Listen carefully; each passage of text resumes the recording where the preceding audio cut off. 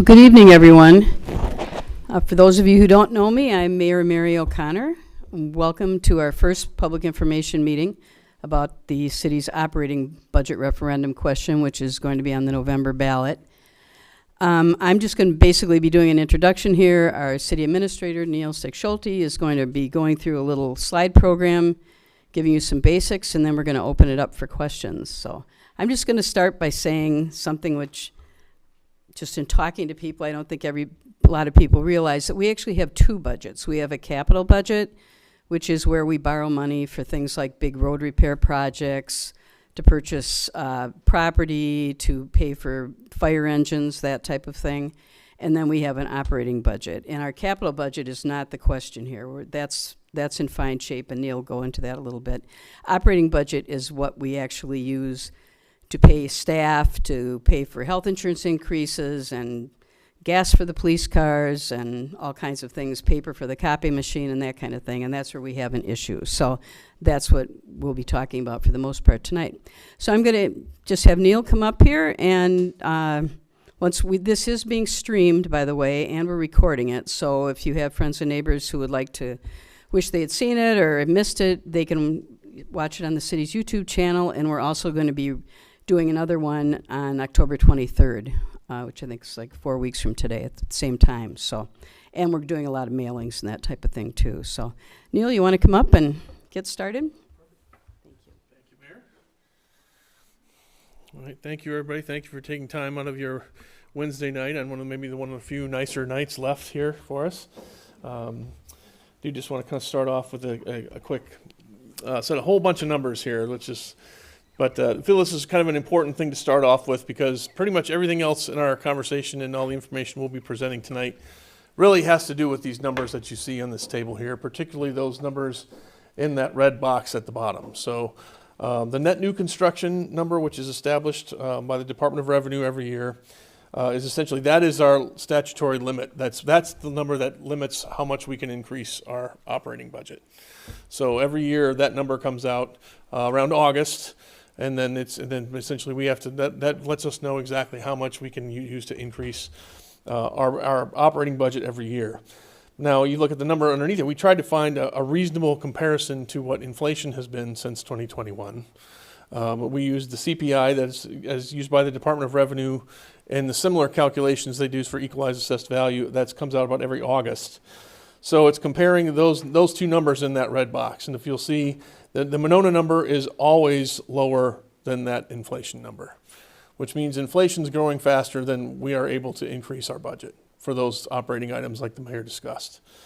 So, a couple years of that ends up is manageable. There's things we can do to adjust and pivot and usually take on that. We just went back 5 years on that number. If we go back additional years, I think we'll continue to see similar numbers in that regard. The comparative numbers on the top half of the table from different communities, the green boxes are the ones shaded green, are when those are the years for those communities when they were able to raise their taxes at the same level or more than what the consumer price index was for that particular year. So that's usually generally I guess a more reasonable budget year for those communities. But you see, as you go forward, especially in 2024, none of those communities were able to basically raise their budgets to the point of what the consumer price index was in 2024. A bit of an outlier for that particular year, but then you go back to 25, and what we're projecting for those budgets going forward, still about half of them are still having issues meeting what the projected inflation rate is going to be for those particular operating expenses. So that at least kind of puts in, at least in terms of why we're here having this conversation and why we're asking voters to consider allowing us to exceed that limit to kind of make up for those. Essentially what we've been experiencing really for at least the last 5 years, probably a few more if we continue to go back and look further than that. With that, we'll kind of go back into the official project. I kind of just wanted to start off with that as more of an official lead off for some of the kind of key factor of what we're dealing with here. So we have been running lean in terms of those operating budgets specifically. Like I said, I've been here a little bit over a year and 3 months. A majority, I've been a consultant. I've worked in cities as large as Green Bay, as well as small communities as smaller, of 1,000 people or less. And basically, from my own personal opinion on this is that from a staffing standpoint, there's very few communities that run leaner than I think the city of Monona does in terms of staff. That's been for a long time, I think that's been a hallmark, and we've got a good high quality staff, and we've had staff that have been around for a while. That allows us to maintain some efficiencies and some cost effectiveness to do that. Losing that staff presents a severe threat, I think, to our ability to really provide ongoing quality services. So as we kind of look toward in the spring of 2024, we did some documenting of those challenges, particularly in terms of what we feel are some of the salary efforts and issues that we've had in terms of being competitive. We also wanted to make sure that hopefully most folks saw the community survey and were hopefully participated and responded in that survey, because that drove a lot of our responses and decisions that we've made related to this referendum. So that was absolutely critical to kind of the path that we've gotten here today. And we'll talk a little bit more about that. Specifically, there were 3 questions that were presented on that survey. One was kind of a maintained services, kind of a hold serve kind of budget process in order to kind of correct some of those salary shortfalls that we've seen and get those into those minimum ranges to make them competitive. And why that's important, I'll just give you one quick example. In November of 23, I think Director Stefani's back there someplace behind my board. I can't see him. There he is. We essentially lost our entire snow plowing crew in November of 2023. We had 3 individuals who left the city in pretty short order. And the reason they left is they took a vertical, basically, an adjacent move to another community in the exact same position for a $17,000 a year increase.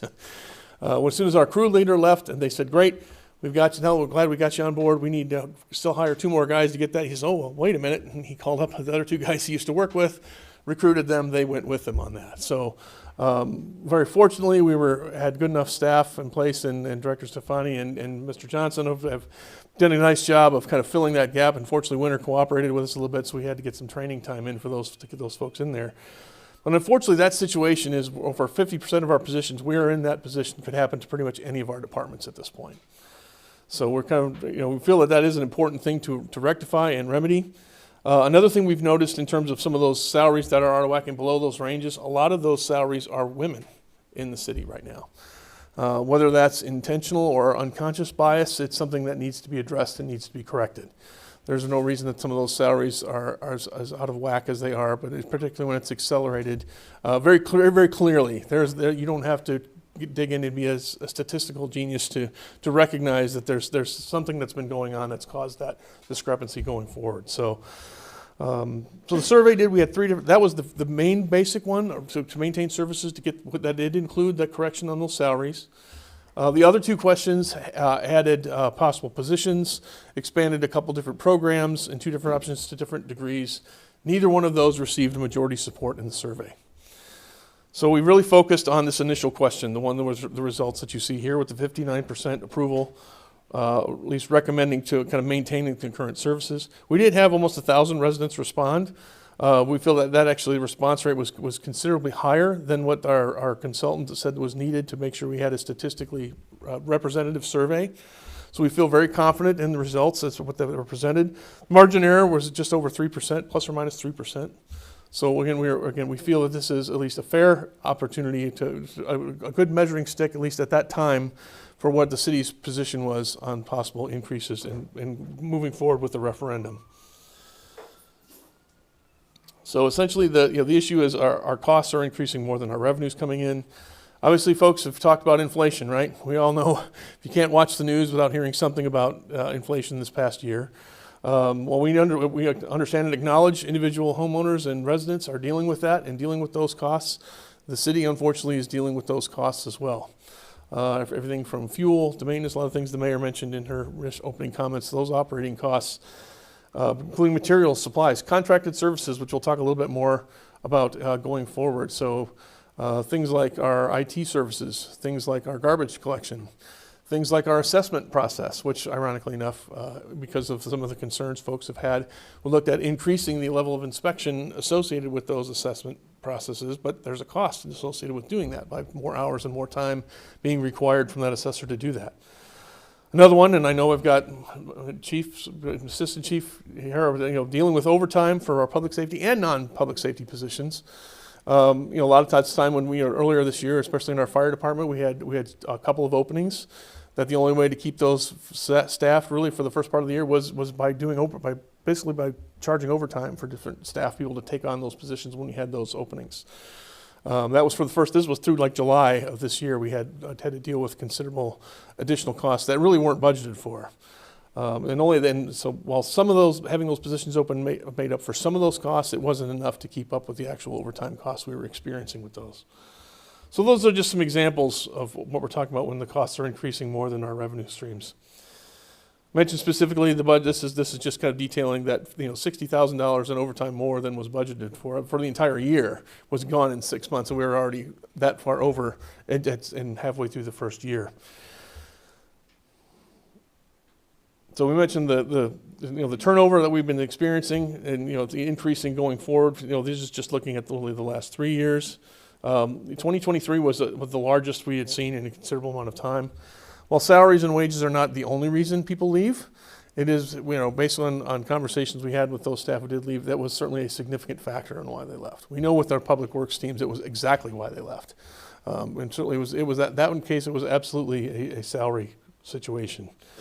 So by addressing, we formally did a compensation plan that kind of set new ranges for what we think those individual positions would be. And a lot of our numbers going forward that we'll show here shortly is based on getting those individuals who are below those ranges into those minimum ranges. This one goes with that initial obnoxious set of numbers I first started off with. This is just another comparable on what the net new construction has been in terms of a statutory limit that the city of Monona is on. So that's essentially that 0.45%, I think, that we talked about before. So last year in 2023, that was 0%. We literally could not, we were flat. We could not increase our budget at all. This projected year, we're looking at a 0.45%. Between those 2 years, that equates to just under $25,000 to be able to add to the operating budget in order to cover expenses. So when we talk about all the other things, I don't know what you guys in your jobs and other positions, things like healthcare costs, things like you talk about fuel, other types of things, there's just no way that there's enough money for that to actually accommodate and cover those things.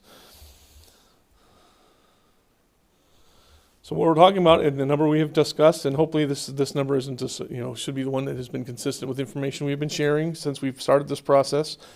On November 5th, we'll be looking for a one-time permanent $3 million increase. I want to take a second and talk about that and make it very, very clear on that. When we set this referendum question, we have to work with the Wisconsin Department of Revenue to actually select the specific language on how the question is written.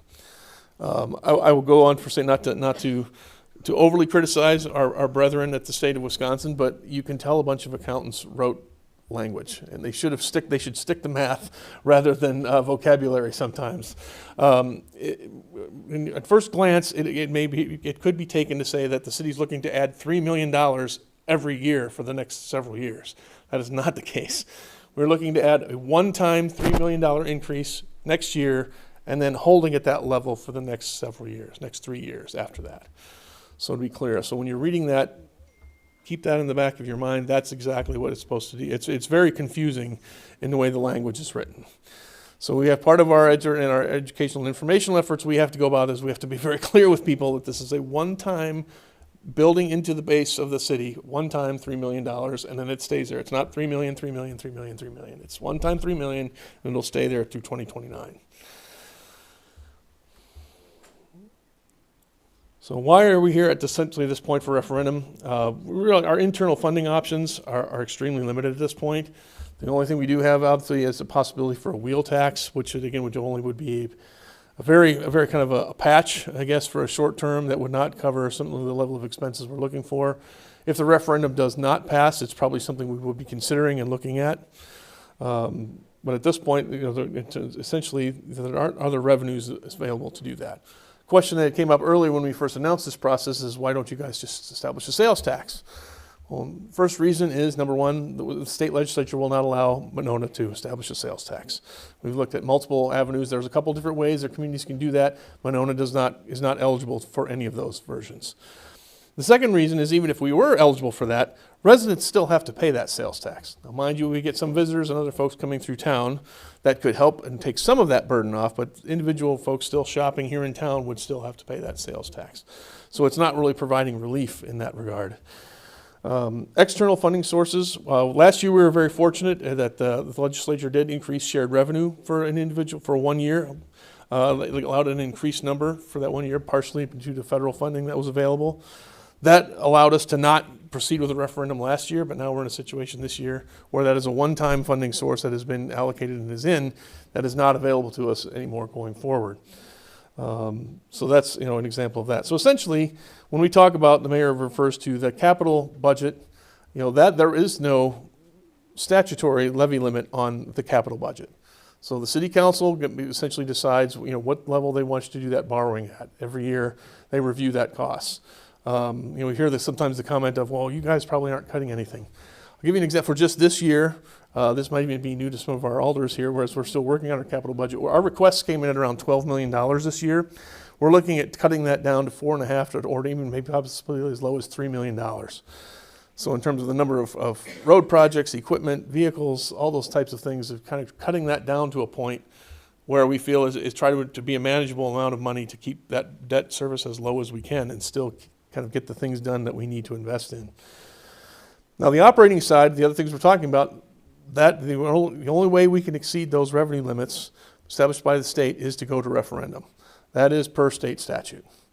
So again, the opportunity is, while I was mentioning having a conversation before we started, I want to be clear. This is, we're not essentially criticizing the referendum process itself. Why when we say, oh, woe is us, we have to do this. We certainly understand why it is in place. Again, I've worked in communities where I can know exactly, they will be poster cut childs of why there is actually a referendum requirement and that levy limit is in place. Folks spending money that they don't have. That's really not the case here in Monona. We've essentially exhausted all these different other revenue options at this point, and this is really kind of where we're at to do this. I also want to take just a quick moment to clarify. I think there have been some comments on, well, how does I can't believe the city's is in this deficit, or is this all of this misspending that's got us to this situation. That is not correct. Essentially, we have a very solid bond rating, a AA plus. We have a clean audit that was just completed, basically with no material findings. We have an adequate, more than fund balance beyond our internal policy, which is 15 to 20%. I think we are, Mark, 28, I think at this point. Because of some of the ARPA funds we were higher beyond 28% because of some of the federal fundings that are in there right now. So from a financial standpoint, we are in a sound position.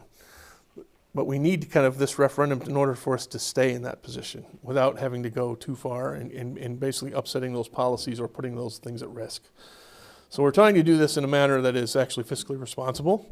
This is something we probably have, in my opinion, again, only being here a little over a year, my opinion, probably something that should have been looked at 2 years ago, maybe 3 years ago. I think council made a very, certainly elected officials in the room can correct me if I'm wrong, have been certainly keeping an eye on this situation, but knowing the school district, was moving forward on their referendum was one thing, and not wanting to put two referendums on the voter at the same time. And also, again, last year we knew we were able to get by with one more year because of that shared revenue boost that was provided by the state. So this is certainly, this is not certainly a money grab by any stretch of the imagination. There's been multiple opportunities, I think, where this conversation could have been had and advanced in the community. I think the elected officials here have been very careful to try to not move this forward until it was absolutely necessary. And I think we're just kind of at that point without putting further risk to the city's fiscal position. So what does that $3 million include? This is kind of a rough breakdown of kind of what we're taking a look at here. So over the next 4 years, essentially, to fund those employee retention efforts we're referring to get those people into those ranges, those 51% of those people into where they're supposed to be, based on market conditions with other municipalities in Wisconsin. That's about $1.1 million, the 1.145 you see on the screen there. That also includes, some degree of assuming what that increase would be, made some assumptions on budgeting for that over the next several years through 2029. We've got a number in there for overtime pay. As we mentioned, we know we're always going to have some need for that, especially in our public safety positions. We know that there's going to be times when that's going to be needed. Contracted services, we talked a little bit about those items, the garbage contract being one, our IT services. Note on the IT services, if anybody's out there working, everything software-wise is going to a subscription base now. If you're familiar with that, you get a license and you basically you get to use the software, and they harass you every year about, by the way, we have updates we have to give for you, but here you have to, because we're giving you updates, now we have to increase your cost. So we're seeing that across a lot of our specialty softwares that we use at the city, really across the board. We also have our IT person, our staff person is actually a contracted person. We do not pay for the person full time. But the demands, certainly from the police department alone and as well as from the rest of the city, are increasing in terms of running those softwares and managing all those updates and continuing to do those things. Right now, I think we have Jaron Lee. How often do we have him? A day and a half, 2 days a week? It's just not enough time for all of the amount of, basically the amount of resources that are invested into our IT services at this point. We need to have him, or at least him or someone from his company available more often than that. Additional operating costs is just for, an estimated a percentage based on what other departments have based on in terms of a percentage of non-personnel costs in each department, and assuming some degree of growth over the next several years. So that could include everything from fuel costs to, again, paper costs, materials, supplies. So, yeah, absolutely, Mayor. So all of those different types of things to kind of break in that. And we've also essentially, we're assuming a 3% increase in those costs for those several years. So we had to program in something. Again, part of that is due to what we think just going forward based on what we've seen historically. 3% is in the ballpark. But also there's probably, because there is some catching up to do on some of those costs and investments, we think 3% is probably conservative in what we think we probably need to budget for going forward for those 3 years. So that totals about $871,000. So all those project costs together come up with that $3 million. So here's the actual language that you will have to read and endure on November 5th when you actually go to the polls. So I'm not going to read that to you because I'd probably be exhausted by the time I got done. But I'll give you a second to kind of read through that. All of these numbers and statistics that go into this, those are all required by the Department of Revenue. They say those are all information and calculations that Mark Hodeker, our finance director, worked with them on to include in this as part of this reference. So the last line, if you look at that one with my comment earlier, to include the increase of $3 million for each fiscal year going forward. You kind of race through that, it sounds like, again, we're trying to add $3 million each year. It's not the case. We are trying to increase $3 million one time and then keep that $3 million in the base one time for those next several years through 2029. That's what that number means. So it is not a $3 million on top of $3 million on top of $3 million. That is not what this question is saying. So essentially, what does it mean? So if a yes vote for this will mean covering the increased compensation costs for current employees as well as attracting new ones. One of the things we found with that public works story I told you before is when we have to go out, we lose those 3 employees. When we go out and actually have to hire the new employees, we have to increase that salary cost anyway to even attract anyone to get into the position. So now we're actually paying more for less experience. So it's a double whammy when we lose some of those staff, and particularly in particular skill sets that they have. So it actually ends up costing the city kind of a double hit, essentially, in some of those things. So then we mentioned, obviously, the growing operating expenses to maintain those services. Those are maintenance costs, overtime costs, and particularly contracted services. So this is, again, the estimated potential tax impact. So based on, per $100,000 value per year, and then also on the average of $435,000 is the average home for 2024, the average home value for Monona. So that would be $713 for the year.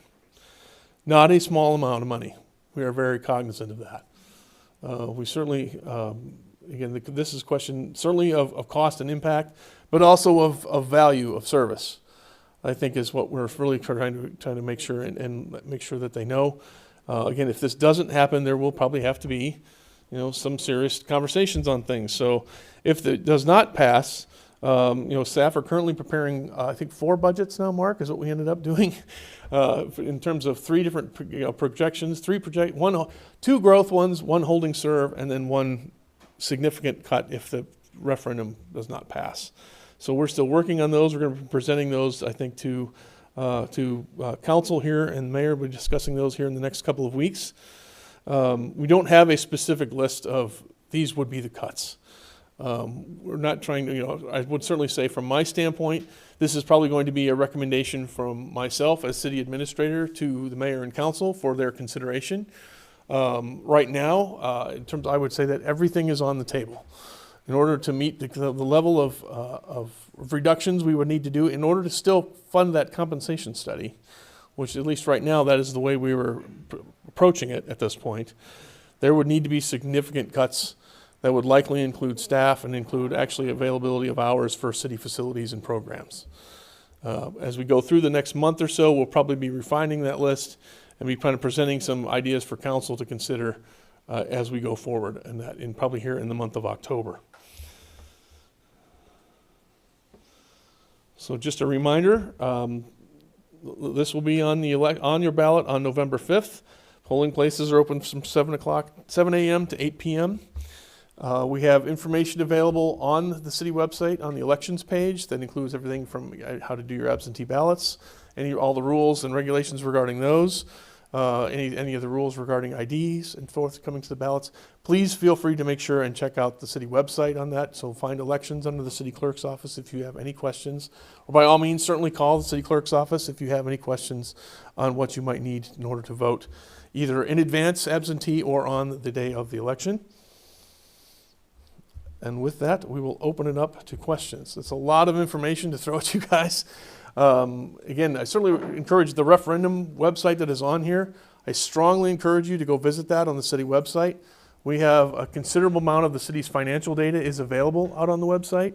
Everything from our last financial audit to our springtime, our bond rating information and the analysis provided on those. Those are two key documents, I think, that'll give you some indication, I think, on the overall fiscal health of the city. But then as well as, our compensation study is out there that we did this past spring. So there is a host of information for folks to look through and digest on that. Again, don't expect everybody to have everything and just absorb it all and have it all ready to go now. But anytime, we'll be doing another meeting like this, similar on October 23rd, as the mayor stated. We'll have a little bit more information potentially on cuts discussed at that meeting, hopefully by that point. So really, yeah, that's our first pitch. The last thing I did want to make a note of that obviously came up after we started this process, I believe the mayor has actually been approached a couple of times. People asking, well, how could you let the school district get in their financial situation that you're in? On a separate governing jurisdiction, just to be clear for folks, that is governed by the school board. And we, if you have questions on that, which we certainly understand if folks do, please reach out to Dr. Frederick or your school board rep and ask them and direct your questions to them. They'll be more than happy to answer. They also have a great updated website with their information on some of the things they're evaluating and going through. But just want to make sure that it's clear for both folks here at the meeting, as well as for folks who might be watching this recorded going forward. They are a separate taxing jurisdiction with a separate governance. And we certainly, understand some of the struggles they may be dealing with right now too. And I would encourage you, if you have questions, certainly reach out to them, and they'll be more than happy to respond at that. So, yes. I just have a question about, one of the numbers that sticks out to me is a 22% turnover of employees, which is a really big number. Because as you gave the example of like 3 public works employees leave, we have to increase the salary to attract anybody. We probably also have to pay overtime to other people who are happy to get behind the snowplow in order to get the, so those are big numbers. So what I'm wondering is there a goal of what you would like turnover to be? And do you think that with the referendum passing, we would be able to meet that goal so we don't have this kind of turnover rate? Yeah, absolutely. That's a great question. Thank you for that one, actually. I kind of like this 2021 number on this table here is kind of where we'd like to be at. That's more in that maybe the 2 to 3% range of turnover. That might, in this day and age, that might be a little pie in the sky, hoping for that. I do think that our staff has, and certainly the existing staff we had, does have considerable tenure and has been here for a while. I think they enjoy working here. I think they like working for the city. I think a lot of them live here right in town and are proud to work in their hometown.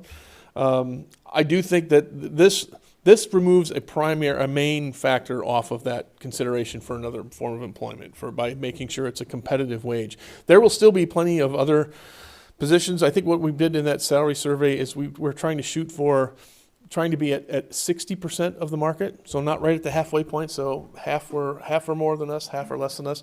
Went a little bit higher than that to try to be a little bit competitive. But no, we can't. We know we can't compete solely on salary alone. We just know that that's not cost effective or feasible to do that. So it's a great question. Thank you. Yes, sir. The $1,145,000 for salaries, is that to be divided up among current positions, or are you planning on adding? That is for current positions, sir. That's a great question. Okay. Yep, they had the other two survey questions we had actually did add a couple of positions for a couple different departments. I think parks. I think we had maybe a firefighter in there. I think we had a couple different folks at planning positions. So, but again, those were not supported in the community survey, so we did not pursue any new positions based on the survey results. 70 positions, roughly? It's about 77. Leah, actually, my administrative director is not about 77 positions, sir. Yes. Thank you. Yes, ma'am.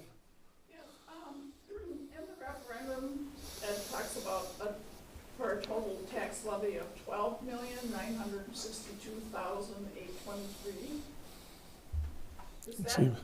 That figure's in there, which when I first saw that. When you say it's in there, which are you? Well, the referendum states that you Oh, the tax yep. levy of $12,962,000. Our current levy is at $9 million, so that $12 million is adding that $3 million. Yes, ma'am. Oh, thank you, Mayor. So that was what. Yeah, there's another way the way that's stated. It's not easy to decipher. It's really awful. So if any of you are talking to your area legislators, feel free to bend their ear a little bit with whatever opinion you might have. I'm not going to tell you how to do it, but it is. While I respect, again, I totally understand the need to, and this is a good safety mechanism to ensure communities do not go overspend without any sort of control on it. That's, I certainly understand the reasoning behind why they did it. They've just done it to a point where it's so restrictive. There's, I think there were. Do we think, Mayor, was it like 100? We think there's 100. Okay, our referendums. I'm trying to think. Yeah, and then I think the number of school referendums, which is the school districts and municipalities are not governed by the same rules, ironically enough. They have a lot easier point, actually, of writing their question than we do as cities. Some of the same restrictions are not the same for school districts as it is for cities. But yeah, this is probably something where, you saw the number of those communities in that very first slide, who are the number of those orange boxes is increasing as they go forward. This is going to be something that we're going to see from more and more cities across Wisconsin and really in the coming years, unless something changes. So, yes, sir. Two-part question. There are some other communities in Dane County that are also going to operating referenda. Do you know where Monona's request for the 30% increase, how that compares to the other communities? Off the top of my head, Bill, I don't have that specifically, because every one is a little bit different. Some of them are just operating. Some of them are actually for adding positions, actually not just holding serve, like where they're actually for adding new positions. A couple of them actually have some capital building related things in them as well too that they're asking for. It's certainly something I could probably pull for you and research, but I don't have that number off the top of my head. Okay, and the second part of the question is Monona's, as everybody says, is landlocked. That's unusual, but it's not unique. Maple Bluff, Shorewood Hills, kind of in a similar situation. And also all of the Milwaukee County suburbs are essentially landlocked. Mm-hmm. How do they deal with this? A lot of them are going to referendum. Maple Bluff is one that's an example. I think they're in process of one, like we are. Almost identical situation to what Monona's putting forward at this point.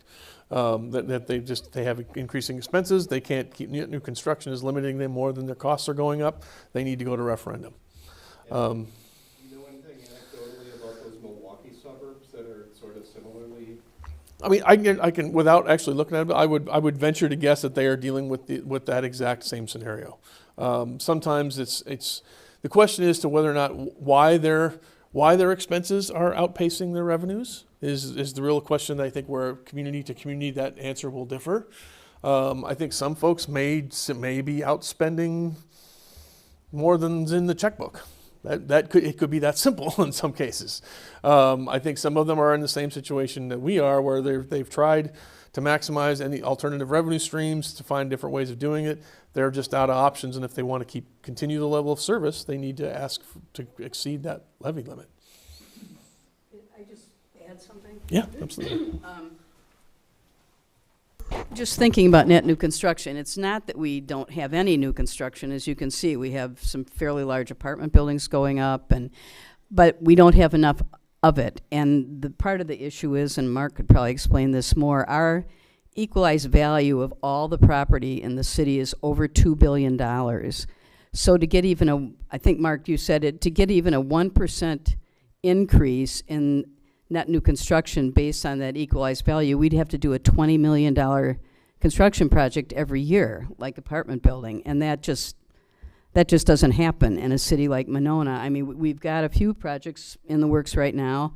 The riverfront just happened, and that's been great, but it takes a few years to get all of that planned and approved, and then everything we do is redevelopment because it's on property that normally already has buildings on it, so that's more expensive, and we have to allow for time to tear that down and all that kind of thing. So it's not that we don't do any net new construction, we just can't do enough. We're just kind of in an odd situation, I think, with how high our equalized value already is.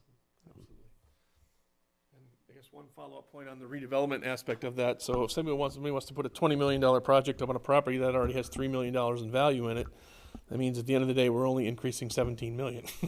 Just because the project costs $20 million doesn't mean we get that full and assessed value. So it actually takes tax base off before it puts it back on, which presents some challenges as we go through on some of these types of projects. And you can imagine then the timing is important on when projects happen. If they take property off one year and build the next year, and that's all mechanics that poor Mark has to deal with every year in terms of the budget, every year in terms of when that revenue actually gets realized from those projects. So, yes, ma'am. My question is about the campaign. It's almost October. It's about a month away, maybe. And I'm wondering what the city's or the plan is for making sure that people just don't see a huge number and not really understand the situation.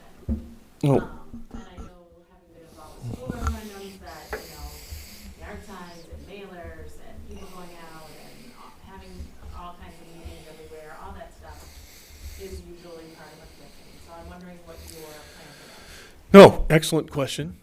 Number one, we are actually prohibited from actually campaigning and telling you how to vote on this referendum by statute. We can provide you information, which is what we're trying to do tonight, to help you make your decision on that. But that being said, this is the first of two public information meetings. We have essentially, the website again is probably our key distributor of information, and using kind of press releases and news flashes, email blasts, specifically through that media especially. We have our friends from certainly the Madison media have come, thank goodness, and are here sharing the information as well. We are trying to get out, any regular information and sharing with our local media in terms of the newspapers, certainly Madison.com, Herald Independent, and keeping those information going forward. If you're a regular shopper at the Monona Farmers Market, you'll probably see me or the mayor there pretty much every Sunday between now and the election to be able to answer questions for folks if they want. We have the information posters that are up here in terms of just being able to be providing those at the senior center as well as here at the library for folks to come in and answer questions. So we're trying to maximize as much as we can. Oh, there should be some direct mailings coming as well as just like the survey. So we're using the same list as our survey that we had previously. There should be 2 direct mailers coming to each individual home with either the fact sheet or the information kind of presenting, again, how to reach out for more questions, where to find more information. So trying to certainly make the information as open and available as possible. One challenge we've got is certainly that Monona is kind of usually part of a larger, social other clubs and things like Rotaries or Kiwanis clubs or Lions clubs. They're usually kind of part of a larger area. So we're certainly happy to come do presentations to those folks, but we understand we might be making a presentation that may be only 20 or 30% people from Monona who will actually be voting on this, but we're certainly happy to do that if anyone is interested in having that come out. So we're trying to make sure that that information is available. We're going to be sending it out through each of our individual, at the council meetings, providing updates and brief presentations, as well as each individual committee at the city level. So when those are being broadcast on TV and being recorded and put forward, so they'll have updates and information on those as well. So we're trying to get it out there as often and in as many places as possible. But we are certainly open to ideas and suggestions if you have any in terms of how we can get the message out and answer questions in any way we can. So follow up to that is, like you as employees are unable to promote a yes vote. But what about people like the council or the friends group or things like that? I mean, is there going to be a campaign to vote yes? Again, not sponsored by the city specifically, there will not be. If anyone independent in the community wishes to do a yes or no, they would certainly have the ability to do that and to coordinate that. But there will not be an active campaign using city public funds to do that. Typically, when something like this, like when we did the middle school referendum, it's a group of private citizens who organizes to do the signs, and the city can do mailings to provide information. We can't say vote yes in the mailing, so we're doing our best to provide as much information as we can. We actually had a mailing that was sent out last week, but unfortunately it has not arrived yet. I had hoped it would be here a couple days ago, and we have 2 more coming out in October, but I expect you'll be seeing that initial one within the next day or 2. There's also our e-newsletter. We've got things on WVMO. But if anyone would like to organize a campaign, we'd be happy to, have your help. So. Yes, ma'am. So 59% of voters in Monona wanted to said yes to keeping the services in Monona. Correct. 59%, and 34% said definitely keep all the services, versus 30% which said,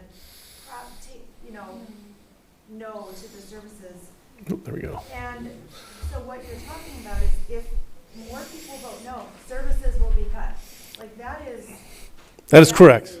That is the bottom line of, if you do not want services cut, that's what you're saying. That's correct. That's okay.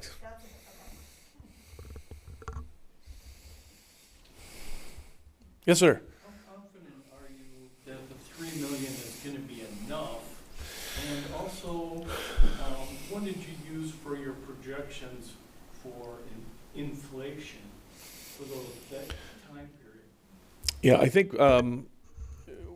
one is, certainly I'll answer the second question first. We kind of use that 3% we feel is again, a reasonable projection, knowing it can come in higher or lower than that, depending on any given year. But we have tried to certainly, to be clear, that this does not absolve us as staff, I would say, and I'll even say as elected officials, from continuing to try to identify and maximize other revenues as we go forward on this. It does behoove us to try to find if there's ways of relieving that by bringing in additional income. We are still going to be very actively pursuing that. We are optimistic that certainly, again, our main concern at this point is that salary difference that we're dealing with right now. We think by correcting that, we're confident we can maintain those services going forward, especially if there's a 3%. A little bit of, again, just a little bit of a wiggle room in those operating budgets going forward for the next several years. We're confident we can make this work. I mean, certainly this group, before I've got here, has made this work for 5 years with no more than a 2% increase. So I think by providing that just a little bit, that little extra breathing room, I think is feasible. I think absolutely. And our finance director has taken a very close look at all of our expenses and really thought about what potential increases might be in coming years, especially for things like IT and that kind of thing. We don't know what we may be paying for some of that. But to that point, I mean, if for some reason something came in dramatically more expensive than we were anticipating, there would probably still need to be an adjustment. We're not coming back for another referendum through that, but we're probably looking at cutting something else in order to stay within the parameters of what was approved. Worst case scenario, I would say. For instance, last year, we went out to bid for new trash and recycling services. That came in, and we got a couple of bids, and we took the lowest one, and that was $100,000 more than what we had been paying, you know, and you kind of never know what those kind of things are gonna be, but we're doing our best to build in some inflationary measures to hopefully cover that. Yes, ma'am. So are you saying that, so if this operating referendum passes and $3 million for the next 3 years, does that prevent us from having another referendum within that 3-year cycle? Or if there is some expense that is just? I would say that it is our intention to not have to do it. If there's some sort of emergency or something really dramatically changed, we'd have to really discuss what the legal ramifications of doing that would be. Because this is very specific in terms of, it's the one-time increase for the, I mean, it's very specific in terms of how it's being applied. So to go against that, while it certainly might be possible, we'd have to consult with even the city attorney and the Department of Revenue to see if that was even possible. Again, more likely scenario would be there would still need to be adjustments in costs and expenses, reductions and cuts to compensate for whatever awful thing happened that cost a whole bunch more money. So, but again, we are based on operating trends for the last several years. We're confident that we can make this work. Yes, ma'am. So it's more of a comment than a question, but I used to sit outside the dais, and so I kind of get this a little bit. And I really struggle with what's come out about understanding what's in the referendum. So any further mailers and things, it can be try really hard to explain what the legal jargon means in the referendum, because I'm having trouble understanding it. And And also a very pointed explanation of what will be cut. Because people don't understand what's And I think that will be coming forward again. That's going to be a conversation for council probably in the next 30 days. So by the time we get to our next public information meeting, we will have probably a more defined list of what could be on the table at that And I point. think it will be in our third mailer too. Some of it. Some of it, we just don't know what the number's going to be. In the first year, we probably would be cutting less than the second year, because the first year, we could institute a wheel tax, we could put trash and recycling on the tax bill, right? We still have to do some other cuts, but then going forward, that's when we would really have Yeah, that first and financial year. to be honest, we have actually made, at least at the staff level, we have made a very intentional effort to not try to make this a fear-driven campaign. While certainly I absolutely agree that people need to have a real understanding of what could happen, absolutely, and these will be things. I mean, to deal with the types of numbers we're dealing with, these are going to be things that the public will notice if they're not available and they're not around anymore. So, yeah, thank you for that. We do appreciate that. Yes, sir. If the referendum fails, do you intend to bring the referendum again in the spring elections before making significant cuts? Well, we'll be having to make significant cuts immediately if the referendum doesn't pass. And then the council would have to make a decision if they are going to be bringing a referendum forward in the spring. But yeah, that's not pre-planned or pre-decided at this point. But this does affect our budget for next year, which starts January 1st. So. Those are great questions, folks. Bill? Just to clarify the previous answer, the council's going to receive some alternatives or options in October. Is the council going to decide before the referendum, these are going to be cuts if the referendum fails? Well, at the very least, they'll probably at least establish a list of what those priorities would be. My guess is that's going to probably be my job as administrator to make that recommendation at the end of the day. But working in conjunction with our finance director and our director of administrative services on what sorts of things would actually be made. I mean, I could see us probably if it fails, we'll be having probably several special meetings almost immediately right after the election to try to get these things resolved and done. But I mean, that conversation is definitely going to begin beforehand, and we'd like to get that list, at least these are the things that are going to be on the table. Very clear that will be discussed and have to receive direction from council. At the very least, we're going to have that done prior to the referendum. Because we really have to have this budget decided by the end of November, I would say, because we have to get our numbers to the county, that they generate the tax bills. You know, they add in the school district numbers and the county and numbers and ours. So, and they need time to process that. So we generally have to have it into them by like December 1st at the latest. So yeah, it's gonna be some pretty quick turnaround if it comes to that. Yes, ma'am. Question, you have median, property value here. If people have, property values above or below that, is this, a straight line, kind of? I would say, assessment, or is it a curve? no, I think it's largely a straight line, Mark, correct me if I'm wrong on that one. Yeah, it is, so it can be, it's a straight line essentially at this point. Good question though, thank you. It's per 100,000 Yep. value Yep. of what your home is assessed at. Somebody else had it? Yes, ma'am. Just going off of what Jen said, you know, I have been talking to people about this, and I think the sooner you can get out there and say, I mean, I've heard the library will close for a couple days a week, I've heard the school will close permanently, I've heard, we won't have brush pickup at all, I've heard we start paying for recycling. Those are all things that I'm hearing. I don't know if that's what I'm saying or not. Yeah, I would say they were on the table right now, absolutely. Whether or not they, yeah. It's not really, you know, the more that you can present that as, yes, that's what we're talking about, the more it will become real to people. Yeah. So I would say what you said, which is the sooner the better Okay. for those kinds of things. Because that's what people, you know, right now it's like a big chunk of money, what does that mean? Like, well, it means we don't have a pool anymore. Yep.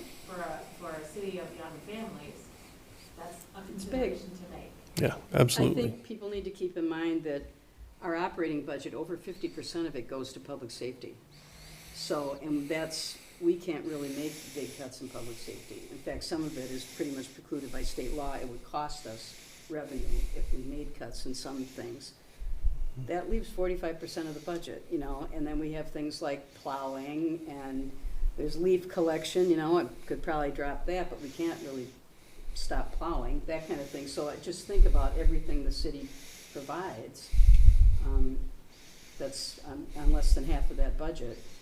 But it is the library and the pool and, you know, a lot of senior center.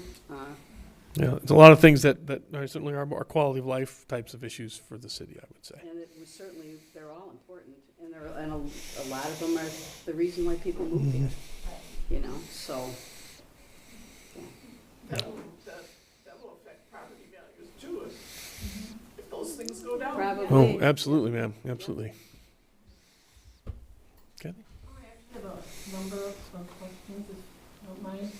How many surveys did actually go out? We said that there was around We did a 3,000, I mailing believe. to every home. How many were on that list, do you remember? 3,400, something like that? Every home and every apartment. I don't Mm. know. In Monona. Very close to me that didn't get seen. I think there were a lot of people who saw, it wasn't the actual survey, right? It was wasn't it a mailing? No, they mailed, it was Did we actually a physical mail the survey. Okay. I have a feeling there are people who threw that out. I don't know, you know, I know of people too, because we checked and rechecked all the addresses. So I do know that happens. It was pretty nice. And we also publicized it quite a bit, and so if people didn't get one, you know, call the city, here's the link to it, that kind of thing. We received ours after the survey is closed. Ugh. So I don't know. A month Yeah. later, really? Yep. Wow. We- So you had 940 people actually respond, with our community of 8,600, that's really about 11%. But not everybody's child responds. We So have, if you wanted to we're talk mailing about- it to every home. You want to talk to the households, that was 277 households, because they say average is about 2 per household. That's only 7% response. Well, actually, Kathy, our survey consultant said we were almost twice what we needed to have a scientific result back, so, yeah. 7% is enough. It was not 7%, Kathy. That's, It was 23%. you're making, those are assumptions on household size and so forth that you're applying equally to that. And again, we were very careful with our consultant to make sure that was the case, and they were They were actually very excited. We exceeded it by like 5 or 6% of what they were said was required to have a statistically accurate survey. And so how many percent was it? It was 23%, and they said they needed 10% to get an accurate number. This was a survey company that has done the school district and. So, on your Monona City website, you have the, operation budget, property tax levy, and you have a history of all that. Are those what actually passed every year? Yeah, all of those documents, each of those, if you actually open up to the summaries, they will have the actual budget, adopted budget, actual budget, and then the proposed budget in each one of those documents. So, in 2023, you had 9.5 million, and just only 6 years ago, it was 6.5 million. So last year was $3 million more than 6 years ago. What was the biggest difference in there as far as operational costs? I can follow up with you on that, no, Kathy. I don't have those numbers off the top of my head. I can certainly look into that. I imagine a chunk of it was Mm-hmm. debt service, most likely. Pardon? A chunk of it was debt service, I'm sure. Debt Mark, can service? you want to address that? Yeah, I can look it up. Probably the big numbers, I don't know. You said 2019. 2017, it was 6.9 mil, and 2023, it was 9.5 mil. So it's- I mean, I have to look it up. And that was 3 million. No, last, every year it was a little more, but Mhm. it was up to 3 million more in just 6 In years. 6 years. Yeah, that's a big number. When you say that revenues are based just on net new construction, does that have anything to do, like with home improvements, when people pull permits? Because your house value goes up, and that must be, Yeah, that absolutely affects the overall assessed value of the city. Absolutely. That counts. so it's not brand new, it's just new. Well, it's not like if somebody improves their bathroom. Well, It's not new construction. Well, if look at in terms of overall values, I mean, It yeah. increases the value of your home. For instance, if you remodel your bathroom, that isn't considered net new construction, is it, Mark? If you tear down Okay. the house and build a new house, that's new construction. But if you build a porch on where you do a permit, now your house value goes up, then you're gonna be paying more property taxes because. Not necessarily. This is kind of confusing. Your property tax, if everyone else goes up by the same percentage, your taxes may not go up at all. What the property tax does is determine what percentage of the overall city tax levy. The assessment, yep, Mayor, the assessment, right, Mayor, yep. It's not that when somebody's property tax goes up, that doesn't automatically mean we tax them more money. Right, if your assessment goes up, it does not automatically translate into additional property taxes. That's not correct. Yeah. And it's confusing, because it essentially, the state tells us how much we can levy based on this net new construction, how much we can ask for in taxes, and then how that tax levy, that 9 million or whatever, is divided by all of the local property owners. That is determined by what percentage of value your house is as compared to the total equalized value of the city. Is that? Yeah, if your house increased 5%, but the majority of homes in the city increased 8%, even though your assessment went up, your property tax is actually probably going to go down if the budget is held the same. Because you're paying a little bit less, you're a little bit smaller percentage of that overall. Well, in 6 years, our property tax went up 51%. Your taxes or your assessment, Kathy? Property tax Okay. Like went up 51%. 51% with no added anything. And of 20 different properties I looked over, it was an average of 35% already. So, the snowplow guys, what city did they go to? We're not gonna, it's another one in Dane County, Kathy. We're not gonna, So that's, yes. when we're comparing ourselves to Madison. you know. No, it wasn't Madison. No. I'm saying in all of your studies, we think we compare ourselves more to somebody like McFarland. That's who or we our took. size. When we were looking Well, at yeah. compensation, we were comparing ourselves to McFarland and Fitchburg and all the other, I mean- not Madison. Not Madison. and this was our, we have Madison on here for reference, Kathy, but this is all. That's just the net new construction, Yeah, and actually our salary survey, what we based a lot of this on, county. So we actually, yeah, so in the end, I think that list of comparable communities is actually in the study if you actually fire it up. So if you want to look at that, That's in one of the initial, that study has all the listed of the comparable communities that were utilized in that. Okay, and then the last thing, tonight is the first time I've ever heard anything about this being 3 years for this in this 2029. The first time, so what happens then after 3 years? So after 2029, there'll be a situation of, depending on where the budget situation is, either if net new construction, we can increase our budget based on what that net new construction limit is, or if we need to exceed it at that point, there could potentially be another referendum at that point. So this language, one-time permanent? When it goes from 9 million to 12 million, The base. one time.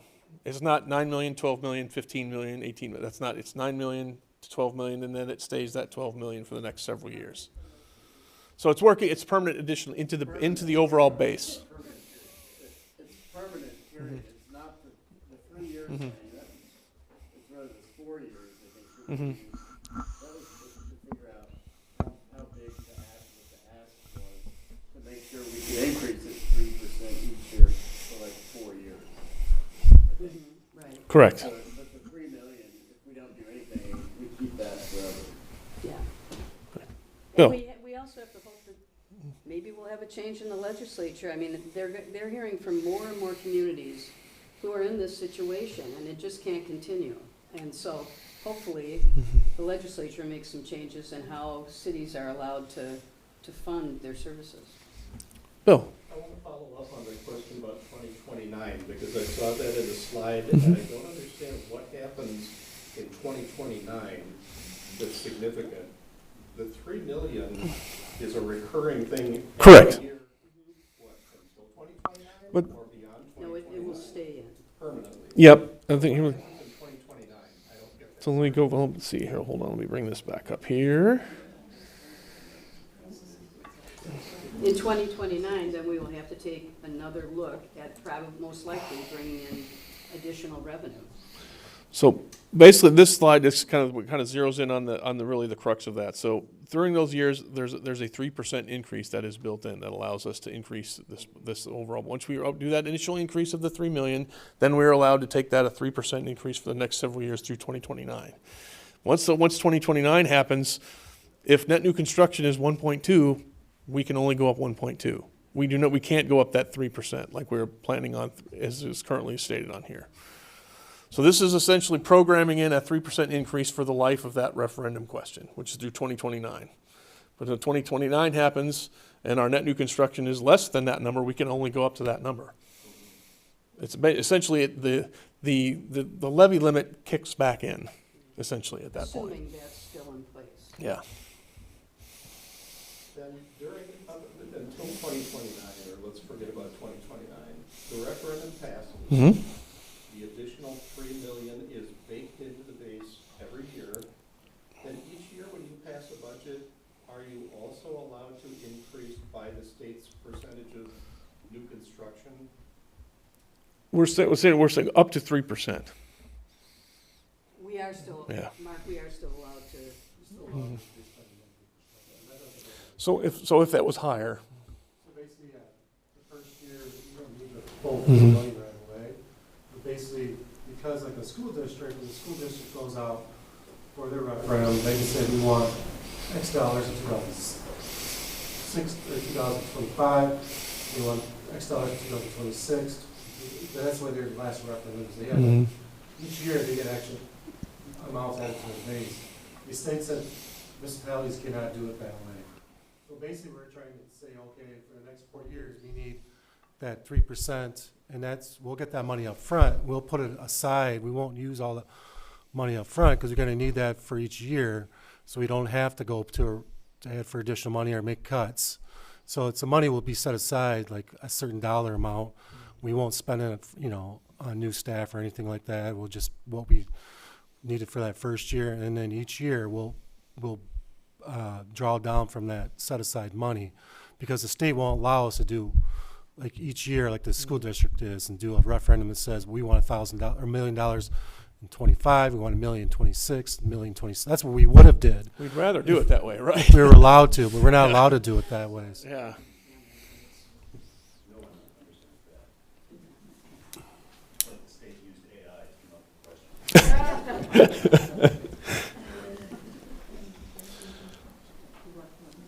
Any other questions? Just a reminder, because I'm also trying to wrap my head around this, per year or for 3 years. So it's $164,000, $700,000 Mm-hmm. value is every year for 3 years on every household. Or is it just the 1 year? That Right. initial, that initial base of that amount of money includes that dollar figure up to that first year and includes that 3% increase then for the next That will several stay the years. same every year. So that's all all into one. It's a one-time increase. It's a Yep. one-time increase, but it's increased this year for 25, but then in 26, it will stay the same Yeah. as 25, again in 27. It Forgive increases me. the base. Right, It's so like if I was you're looking setting at, your, say, yeah. hypothetically, I'm paying $10,000 in taxes right now. My next tax bill, if this passes, will reflect, let's just say, $700 additional. And the following year, I'm automatically gonna be paying $10,700. Right. And again, The year after that, and the year after that. on top of No, the increases we've no. been getting. Nope. No, I'm just saying Mhm. rhetorically, our taxes personally Mhm. gone up 50% in 6 years. And it amounts to $1,000 for our household. And until now, we haven't contested it, and that will change. Feel free to contest it. Yeah, I know, Yeah. it's still upsetting as a taxpayer Yeah. to hear these increments being added on to what's already happening. And again, The safety building, we haven't even talked about that in all this. What? that's still allowed. Yeah, and then honestly, while we're certainly trying to nail down a cost estimate for that, that's literally as far on the horizon as we're looking at for the building at this point. Because if we can't we can't keep the people we need in the building, there's really not a whole lot of reason to proceed with the building at that point. So. Yeah, and that's just a comment on that. It's like maybe a reflection is needed on where other spending is going Mhm. that's being approved by the council. Yep. Various decorations in our parks that may not necessarily be essential. And a good use of money, especially when you're in a $1 million and $1.5 million category per pot. We have kept it pretty much to the basics the last several years. We've done mainly road repair projects, new equipment for public works, the police department, that type of thing. We haven't done a really big park project in quite a while. And that, again, is capital budget, not operating budget. So the new sidewalks that are coming in and proposed for Vista. That's a capital item, right? Right. Yep. I just wanted to offer a comment that, you see here, for $100,000, $164 a year increase, you can kind of figure out what your impact might be. I just wanted to point out, we're not asking you guys to do anything that we're not gonna be paying ourselves. True. Like, I think we all own homes in Monona, and so we're gonna be, it's gonna be a no. But, in my opinion, personally, it's essential. So. Anybody else have any questions? Just know I'm a renter. Yes, ma'am. I rent local. Right. Yeah. I would expect that. I looked at a lot of areas around Madison and Monona was clearly. Yeah. So there was the parks. And that's why a lot of people move here, too. Yeah. You know? Well, and you raise a great point, ma'am, in that I've had to deal with the question over my career that renters don't pay property taxes. And I say, well, but my answer to that is like, well, I'm pretty sure that their landlord isn't paying their taxes on their behalf just out of the goodness of their heart. It's probably factored into their rent and is being carried forward. So Alder? Well, kind of a catch-22, because, Monona is a desirable community, and, real estate prices are expensive here. Therefore, our gas increases are equal life value from the DOR, which makes it even that harder for us to build projects in order that give us that local construction. So the desirability works against us in that respect, but, the desirability is And certainly I mean, I think everybody understands what the real estate market's been doing the last couple of years, and I think Winona is probably, because of its desirability, is even faster than that. I think, Mark, correct me if I'm wrong, DOR was said something that I think our assessments were already 9 or 10% behind what the sales market was doing already. The last bill there, I think we said sales were 109% of assessments, I believe is what it was.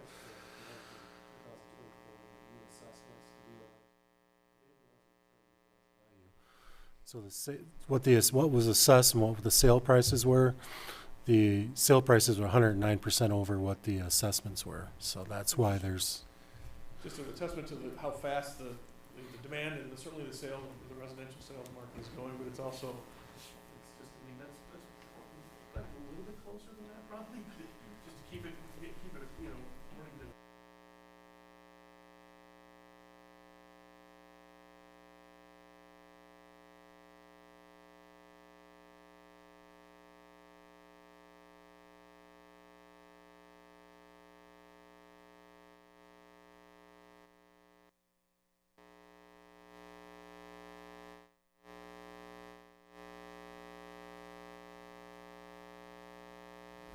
Their assessments, they change them all the time, so. If you want new construction, I know my developer wants a place with parks and transit and, amenities. So they're connected. Right. Anybody else have any other questions? Thank you, everybody, for spending time with us tonight. Hope to see you again in October. If you have any other questions, certainly my card is available on the desk. Feel free to email me any questions or give us a call at City Hall, and we'll do our best to answer any questions you might have. Everything okay, Chief? We're doing all right. I haven't seen the Monona police in the paper for Oh, we suspended crime.